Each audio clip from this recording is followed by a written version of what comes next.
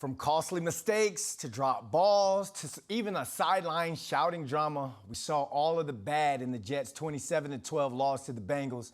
New York Post Jets beat writer Brian Costello is here because it's time that we start talking accountability for gangrene. Now, Brian, I know Coach Saleh likes to wear the positive vibes only shirt, but there wasn't many positives yesterday. The penalties, the mistakes, it cost the Jets again. It's time to start finger pointing after that performance. Who gets the blame for this loss?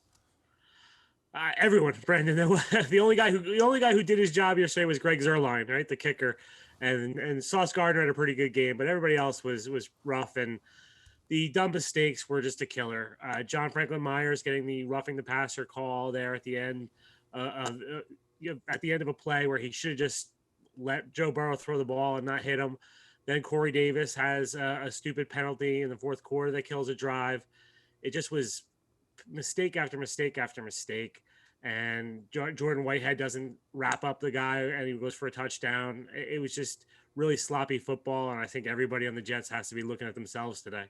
Yeah, it's one of those things where you point the finger towards yourself. That type of loss, hopefully, that'll rally them going in for the rest of this season. So let's talk about that infamous blow-up on the sideline. Quinnen Williams and his defensive line coach got into each other's faces and even looked like a full-on screaming match.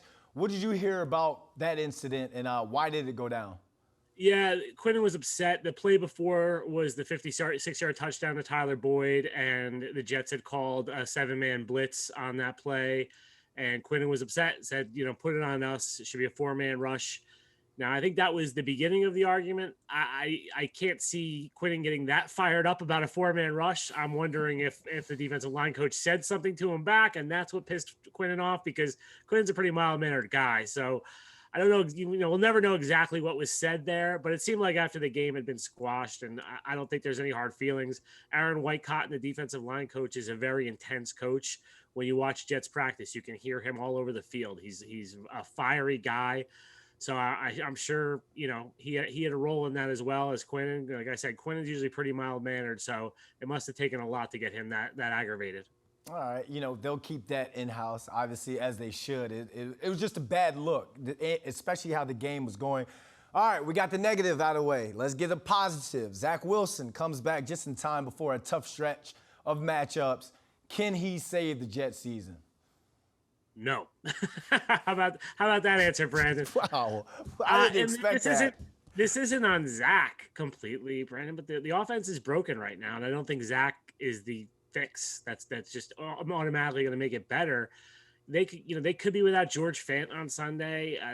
His knee did not look good against the Bengals. He left the game in the third quarter, didn't come back. I talked to him after the game. He said he's been trying to battle through this.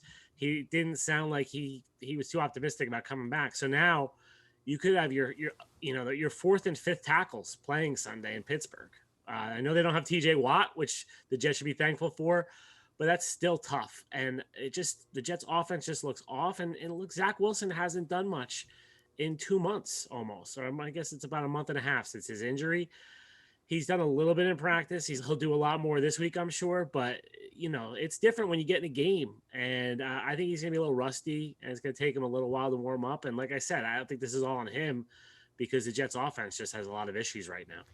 We said we were going to end on a positive note. I guess the positive thing is there's no TJ Watt next week, and you're going up against Mitch Trubisky. Right there.